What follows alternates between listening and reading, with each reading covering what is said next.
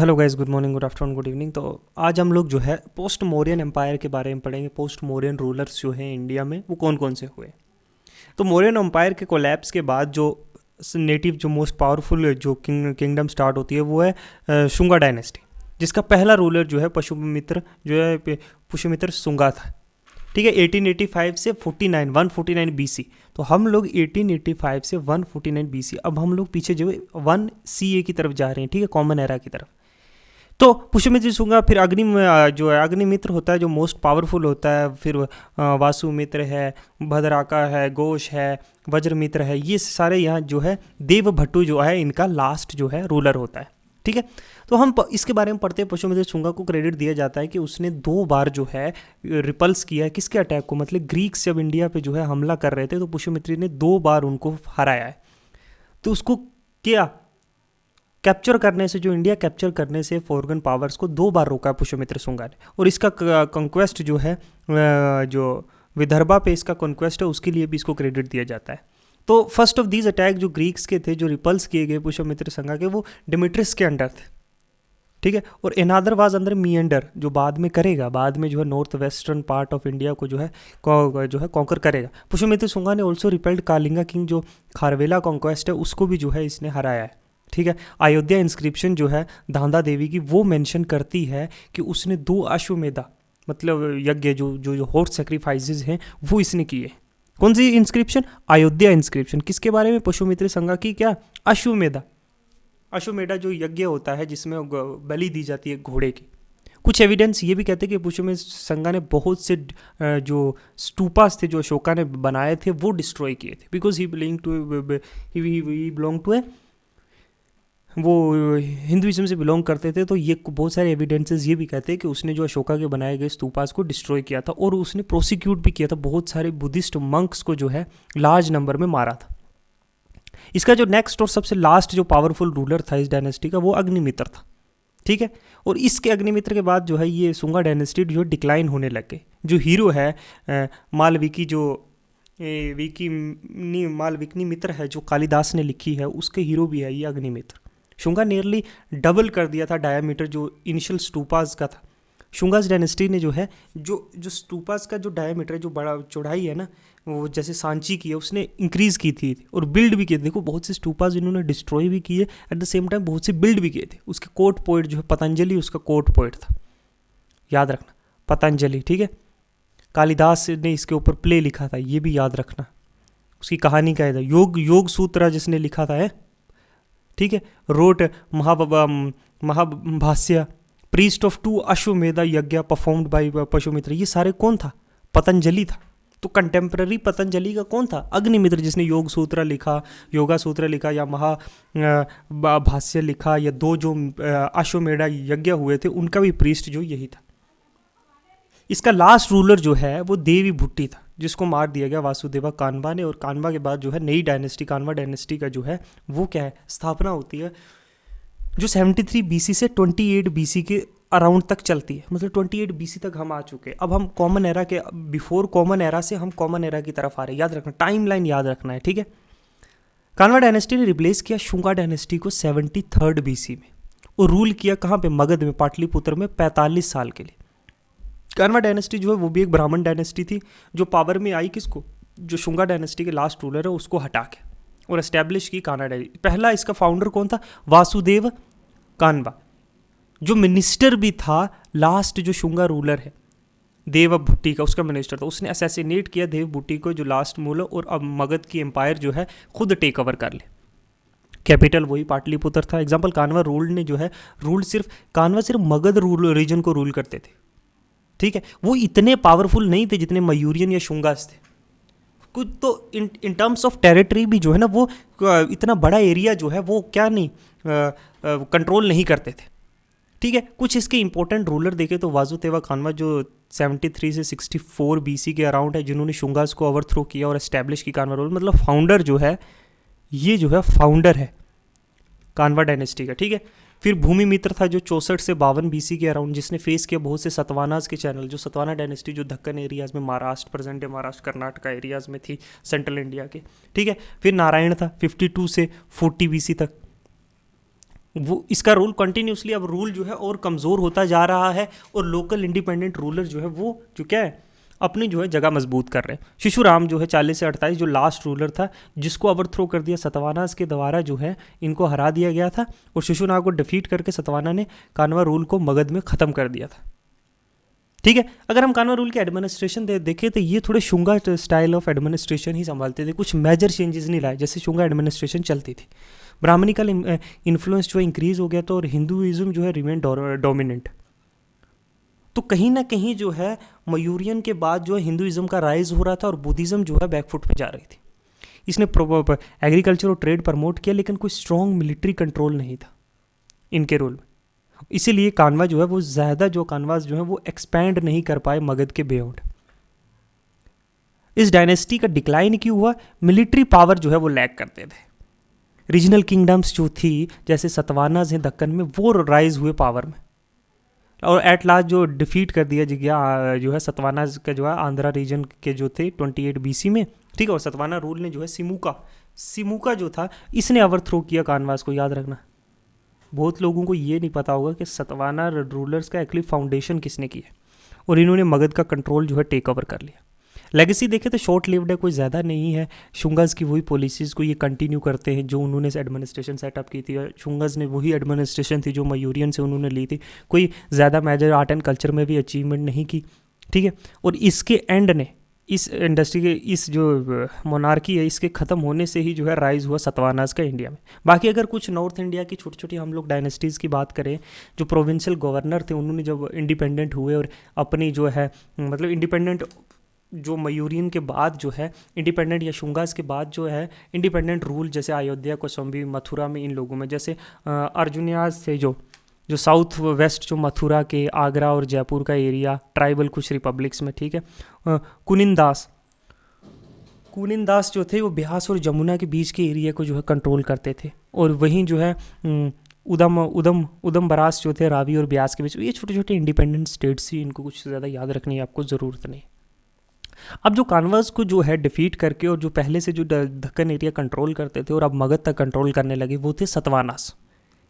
Area around जो दक्कन का area है ना, प्रेजेंट डे महाराष्ट्र का एरिया है, मध्य प्रदेश का, सेंट्रल इंडिया का, वो ये रूल करते थे आंध्रा के। इनको जो है पुरानाज में आंध्राज भी कहा जाता है। ठीक है, इमीडिएट सक्सेसर थे ये मयूरियन के, और इन्होंने रूल किया 460 साल तक इन्होंने हुकूमत किया। ये मल्टीपल रिवाइवल स्टेज पे गए हैं कभी कभी। ठीक है, तो इनको आंध्राज कहा जाता था, पुरानाज में इनका नाम आता है। ठीक है, कॉइन इन्होंने बाईलिंगुअल लेजेंड्स के डाले, मतलब मल्टीपल लैंग्वेज का। ठीक है, name after the kings in प्रकृत लैंग्वेज जो है लोकल लैंग्वेजेस हुआ करती थी तब कॉमन पीपल की, उनमें इनके राजाओं के नाम है। कुछ नाम जो है साउथ इंडियन लैंग्वेजेस में भी हैं। ठीक है, सतकर्णी इनका सर नेम हुआ करता था, समझे। कैपिटल इनकी थी प्रतिष्ठान में या पैतन में या अमरावती जो आज का है प्रेजेंट डे, वहाँ इनकी जो है कैपिटल हुआ करती थी जो,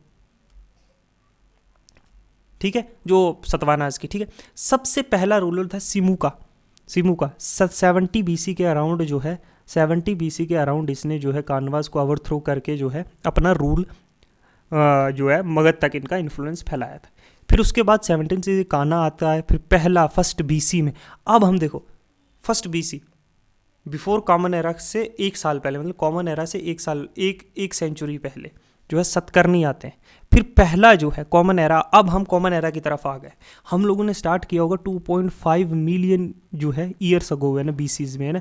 BC से हम चलते चलते AC में आ गए, नहीं AC सॉरी AD में, जिसको हम लोग जो है CA भी कहते हैं। कॉमन एरा की तरफ हम अब आ चुके हैं।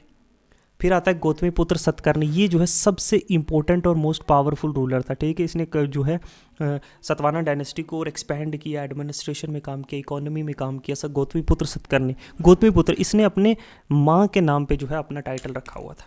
ठीक है, फिर मल्टीपल रूलर्स आते हैं। ठीक है, दे हैड टू कम्पीट अब उनको शुंगास के साथ पहले, क्योंकि ये जो है ये पैरेलल में चली आती जो है डायनेस्टीज थी शुंगास के टाइम की। फिर बाद में कानवास को इन्होंने ओवरथ्रो किया, फिर मगध में अपना रोल इस्टेब्लिश किया। इन्होंने कहीं ना कहीं बड़ा क्रूशल रोल प्ले किया है। फॉरेन इन्वेडर जैसे साकाज थे या यावनास थे, इनको जो है क्या है चेक में रखने के लिए, ताकि ये कहीं इंडिया में जो है इन्फिल्ट्रेट ना करे। इन पर्टिकुलर उनकी स्ट्रगल जो वेस्ट क्षत्रप्स थे उनके साथ थे जो गुजरात के एरियाज़ में जो है तब रूल करते थे। और इन दोनों की जो राइवलरी है बड़े लॉन्ग टाइम तक चली है। इनका सबसे ग्रेटेस्ट रूलर जो है सतवाना डायनेस्टी का था वो गौतमीपुत्र सतकर्णी था और श्री यज्ञ सतकर्णी। और इन्होंने जो है बहुत सारे फॉरेन इन्वेडर्स को जो है डिफीट किया, जिसमें वेस्टर्न शत्रब्स भी आते हैं। और उनकी एक्सपेंशन जो फर्दर इंडिया में उसका इंटीरियर ऑफ द इंडिया था उसमें एक्सपेंशन करने से रोका था। थर्ड BC-CE जो कॉमन एरा है, इनका एम्पायर जो स्मॉलर स्टेट्स में जो है वो क्या हुआ, स्प्लिट होकर जो है वो डिसइंटीग्रेट हो गया। तो ये BCE से चले आ रहे थे CE तक, मतलब बिफोर कॉमन एरा से कॉमन एरा तक चले आ रहे थे, या बिफोर क्राइस्ट एरा से आफ्टर क्राइस्ट एरा था। तो सतवाना जो है एक बड़े टॉलरेंट लीडर्स थे, रूलर्स थे। मतलब क्या है कि इन्हें जो है ये जो है बड़े प्लूरल सोसाइटी में बिलीव करते थे, सेकुलरिज्म में बिलीव करते थे। ये नहीं कि वो हिंदुइज्म को प्रमोट कर रहे हैं, एक ब्राह्मणिकल डायनेस्टी है और ये बुद्धिज़्म को या जैनिज़्म जब था उनके लिए कुछ नहीं करते थे। इन्होंने जैसे जो अजंता केव्स बनी है वो इनके दौरान बनी है, रेहोला की। तो सतवाना रूलर्स जो थे वो वैष्णव रिलीजन को फॉलो करते थे, लेकिन इनकी रेन में जो बुद्धिस्ट आर्ट जैसे अमरावती स्तूपा है और आर्किटेक्चर वो भी फ्लोरिश हुआ बड़े ग्रेट डील में। इसका मतलब ये बड़े टॉलरेंट थे दूसरे रिलीजन्स को भी लेकर। सतवाना जो थे पहली फर्स्ट सॉलिड और स्ट्रॉन्ग जो डायनेस्टी है साउथ इंडिया में वो अमर्ज हुई थी। 4 सेंचुरी से ज़्यादा, मोर देन 4 सेंचुरी से ज़्यादा इन्होंने रूल किया और प्रोवाइड किया एक पीस और ग्लोरी एक दक्कन की हिस्ट्री में। पुरानाज में इस डेंसिटी को रेफर किया आंध्रा भारती, ठीक है। सच स्कॉलर इंस्क्राइब देम आंध्राज। तो बहुत सारे इंस्क्रिप्शंस में और मल्टीपल जो इनमें पाई जाती है उनमें ये अपने आप को भी आंध्राज बनाते हैं। अच्छा, इसका रिवाइवल स्टेज जो है ना साकाज, देखो सतवाना रूल जो है ना वो 2 रिवाइवल्स के अंडरगो हुआ है। देखो इतने सालों तक जो है 400-450 साल तक कंटिन्यूसली रूल करना बड़ा टफ होता है। सतवाना रूल जो है पहली बार रिवाइव जो है गौतमीपुत्र सतकर्णी ने किया गया था, और इसलिए इसको वन ऑफ द ग्रेटेस्ट जो है वो सतवाना रूलर्स भी कहा जाता है, ठीक है। और यजनी सतकर्णी जो थे वो लास्ट पर्सन थे इस मेन सतवाना डायनेस्टिक लाइन्स के, ब्रीफली जिसने सतवाना रूल्स को दूसरी बार फिर से रिवाइव किया था, सेकंड टाइम। गौतमीपुत्र सतकर्णी ने का रूल जो है 103 से लेकर 127 कॉमन एरा के बीच में जो है इनका रूल था। और इसका किंगडम एक्सटेंड होता था प्रेजेंट डे जो राजस्थान है वहाँ से नॉर्थ से लेकर कृष्णा रिवर जो है साउथ की, एक बहुत बड़ा एम्पायर था, और वेस्ट में कालिंगा तक, ठीक है। ये उसने एज्यूम किया था राजा और किंग ऑफ द किंग्स और महाराजा, ग्रेट महाराजा इन के टाइटल से इसको डिस्क्राइब किया था। गौतमीपुत्र सतकर्णी को सक्सीड करते उनके पुत्र जो है वैशिष्टि पुत्र श्री पुल्लवामी, जिसको पुलमाई भी कहते हैं, ठीक है। पुलमावी रूल ने किया 1916 से 199 तक, मतलब ये फर्स्ट सेंचुरी की बात हो रही है। तो पुलामी ने फीचर करते large number of Satavahana inscriptions, coins जो है वो डिस्ट्रीब्यूट किए through of the out the areas में। इनकी कॉइन्स फीचर करते थे शिप जिनके ऊपर डबल मस्ट होती थी, जो कोरोमंडल कोस्ट पे पाए जाते हैं, ठीक है, इंडिकेटिंग इन्वॉल्वमेंट की इनका। अब शिप से डबल मस्ट से इनके इंस्क्रिप्शंस, इनके कॉइन पे ये भी पता चलता है कि मैराटाइम ट्रेड और नेवल पावर भी थी, पानी में ट्रेड होता था। जो ओल्ड स्टूपा है जो अमरावती का, उसको भी रिनोवेट इन्होंने इसके ही रेन में हुआ है। सतवाना डायनेस्टी की अगर हम एडमिनिस्ट्रेशन की बात करें तो किंग जो है वो सबसे सुप्रीम अथॉरिटी होती थी। जो सतवाना रूल है वो एब्सोल्यूट मोनार्क था, मतलब जो इसको राजन या फिर महाराजा कहा जाता था, मतलब सबसे ज़्यादा मोस्ट पावरफुल पर्सन था, ठीक है। उसका रूल मतलब अब एब्सोल्यूट मोनार्क था, मतलब सेंट्रलाइज्ड रूल था, जैसे मयूरियन के टाइम था कि किंग के पास सबसे ज़्यादा पावर। इन्होंने भी अश्वमेधा याजना किया था क्लेम करने के लिए अपनी इंपीरियल अथॉरिटी। इनकी मदर का नाम जो है मदर का नाम यूज़ होता था रॉयल टाइटल्स में, जैसे मैंने बताया गौतमीपुत्र सतकर्णी, शोइंग कि कहीं ना कहीं ये मैट्रिलिनियल इन्फ्लुएंस ही बहुत है, पैट्रियार्कर नहीं, बाप की तरफ का इन्फ्लुएंस नहीं, माँ का इन्फ्लुएंस है। तो Gautamiputra Satakarni son of Gautami used mother name अपने टाइटल्स में। अगर हम प्रोविंशियल लेवल का एडमिनिस्ट्रेशन देखें, स्टेट्स जो हैं उनका तो एम्पायर जो है वो डिवाइडेड थी अरहार्स में, मतलब डिस्ट्रिक्ट और प्रोविंसेस में, और हर प्रोविंसेस जो है वो महामंत्री जो गवर्नर है उसके द्वारा रूल की जाती थी, ठीक है। ये हमें सब एडमिनिस्ट्रेशन आपको बता, सिटी जैसे निगम्स जो निगम्स हैं वो एडमिनिस्टर किए जाते थे लोकल ऑफिशियल की वजह, जिनको निगम अधिकारिताज कहते थे, ठीक है। जैसे नासिक इंस्क्रिप्शन जो है वो मेंशन करता है कि गौतमीपुत्र सतकर्णी की जो मदर है उसने डोनेट किया लैंड इससे ये पता चलता है कि प्रोविंशियल कंट्रोल कितना है। लोकल एडमिनिस्ट्रेशन की बात करें तो ग्राम्स जो विलेजेस हैं वो स्मॉलेस्ट एडमिनिस्ट्रेटिव यूनिट हुआ करती थी। हर विलेज जो है वो ग्रामिका के द्वारा रूल की जाती थी, विलेज हेड के द्वारा, जैसे मयूरियन एम्पायर में था। तो कहीं ना कहीं इन्होंने इंस्पिरेशन और इन्होंने जो है कहीं ना कहीं मयूरियन एम्पायर के एडमिनिस्ट्रेशन को जो है अप्लाई करने की कोशिश की है। लैंड रेवेन्यू सिस्टम जो है वो कलेक्ट किया जाता फार्मर और ट्रेडर के द्वारा। गिल्ड श्रीनीज मैंने आपको बताया यूनियंस हुआ करती थी, उन्होंने भी मेजर रोल प्ले करते थे एडमिनिस्ट्रेशन और ट्रेड में। शिरनीज जो है ट्रेडर या गिल्ड होती थी जो कंट्रोल करती थी ट्रेड और फाइनेंस, पैसा अर्बन एरियाज में। मिलिट्री सिस्टम का बात करें तो वही किंग जो है, इसमें किंग जो है कमांडर इन चीफ हुआ करता था। नेवी में आर्मी में इन्फेंट्री थी, कैवलरी थी, एलिफेंट थे, चैरियट्स थे। उन्होंने फाइट किया इंडो ग्रीक्स के, जिनको शाकाज कहते थे। शाकाज जो वेस्टर्न शतरब्स थे, एक नॉर्थन शतरब्स भी है, एक वेस्टर्न भी है, और पल्लवाज के साथ भी लड़े हैं। नेवी का भी हमने इस जिक्र देखा है, ट्रेड और डिफेंस में हमने डबल मास्ट वाली शिप्स देखी जो कॉइन्स के ऊपर इंस्क्रिप्शंस होती थी। गौतमीपुत्र सतकर्णी ने हराया था वेस्टर्न शतरब्स को, जिनको शाकाज भी कहते थे, जो एक फॉरेनर जो है डायनेस्टी थी।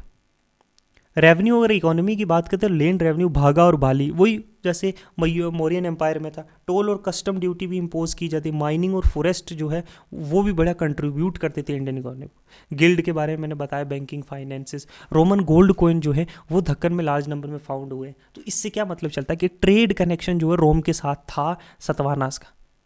रोल ऑफ वुमेन, देखो वुमेन ने इंपॉर्टेंट रोल प्ले किया है एडमिनिस्ट्रेशन में। पैट्रियार्कल सोसाइटी नहीं थी सतवानास की। बहुत सारे किंग्स ने अपनी माँ का नाम यूज़ किया अपने ऑफिशियल टाइटल ने। वुमेन्स जो है रिलीजियस डोनेशंस में, टेम्पल कंस्ट्रक्शंस में जो है वो योगदान देती थी। जैसे अभी हमने ऊपर पढ़ा कि लैंड, जैसे नासिक के इंस्क्रिप्शन है कि क्वीन जो है गौतमी बालाश्री ने, उन्होंने डोनेट किए बुद्धिस्ट मोनिस्ट्रीज़ के लिए। तो रिलीजियस टॉलरेंस के बारे में यहाँ से पता चलता है। यहाँ से ये पता चलता है कि वुमेन्स का रोल, वुमेन्स को कितनी पावर दी गई है। फिर गिल्ड्स जो थी इकोनॉमिक एडमिनिस्ट्रेशन में, गिल्ड्स एक्ट करती थी जो यूनियंस जो है वो बैंक की तरह, ट्रेड यूनियंस की तरह और लोकल गवर्नमेंट बॉडीज़ की तरह, जो टैक्स कलेक्शन में हैंडल करते थे। ट्रेड में कोई लड़ाई झगड़ा, उसका डिस्प्यूट का रेजोल्यूशन करना है, तो गिल्ड्स को कहीं ना कहीं अथॉरिटी और ऑटोनॉमी दी गई थी लोकल अफेयर्स को चलाने के लिए। इन्फ्लुएंस मयूरियन और दक्कन ट्रेडिशन का, देखो मयूरियन एडमिनिस्ट्रेशन की प्रैक्टिसेस जो हैं, जैसे डिस्ट्रिक्ट एडमिनिस्ट्रेशन है, अरहार से कहीं ना कहीं उसमें दिखती है कि ब्लेंड कहीं ना कहीं है। दक्कन का जो रीत और रिवाज है, ट्रेडिशंस है कि गिल्ड्स को, लोकल रूलर्स को ऑटोनॉमी देने का, प्रकृति लैंग्वेज, प्रकृत मतलब जो लोकल कॉमन पीपल की लेमैन की लैंग्वेज है वो एडमिनिस्ट्रेशन के यूज़ करना संस्कृत की जगह। तो ये भी दिखाता है कि तो कहीं ना कहीं सतवानास की मोर डिस्टेंट, यहाँ से पता चलता है कि सतवाना की जो रूल है वो थोड़ा ज़्यादा डिसेंट्रलाइज्ड है as compare to Mauryan empire. ठीक है, तो हम जो है, अब हमने क्या पढ़ा, हमने मौर्यन के बाद जो है, मौर्यन एम्पायर के बाद जो है हम चले गए शुंगास पे। तो मौर्यन अराउंड 300 बीसी था, तो ये जो है 100 प्लस बीसी के अराउंड था। फिर उसके बाद हमने कानवास का एक जो है शॉर्ट रूल पढ़ा, जो जिन्होंने इनको रिप्लेस किया। मौर्यन के बाद इनने रिप्लेस किया, ये 100 और सिर्फ 50-60 बीसी के अराउंड ये थे। फिर अब इसके बाद हमने जो है सतवानास का रूल पढ़ा। सतवानास तो देखो, सतवानास तो पहले से चले आ रहे थे ना, मैंने बोला 450 450 साल जो है इन्होंने एटलीस्ट रूल किया है। बट पहले ये एक स्मॉल पार्ट पे रूल करते थे, फिर उन्होंने एक्सटेंड किया कानवास को भी अपने अंदर जो है सबड्यू करके। तो ये अब हम लोग आगे 100 से आगे, मतलब अब हम 1 सेंचुरी कॉमन एरा की तरफ आ चुके हैं। हमने बीसी वाला एरिया जो है हिस्ट्री पूरी कवर कर ली। अब हम लोग कॉमन एरा से चलेंगे। ये जो 2500 साल की हिस्ट्री है, आज 2025 चल रहा है ना, ये 1 से स्टार्ट हुआ 2025 तक। ठीक है, अब ये एरिया चलेंगे। अब हम नेक्स्ट लेक्चर में जो है पहले 200 ईयर्स पढ़ेंगे।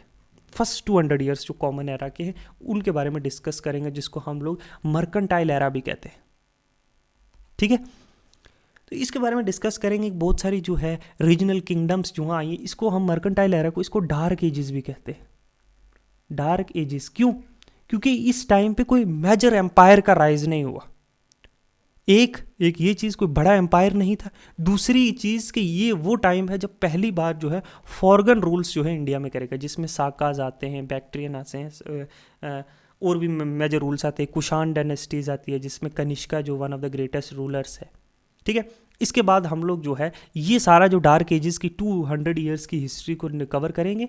फिर हम लोग नेक्स्ट चलेंगे 200 ईयर्स की हिस्ट्री को कवर करने के बाद हम लोग जो है गुप्ताज पे चलेंगे, ठीक है। ये डार्क एजेस के बाद पहली लार्जेस्ट किंगडम जो है अराइव आती है।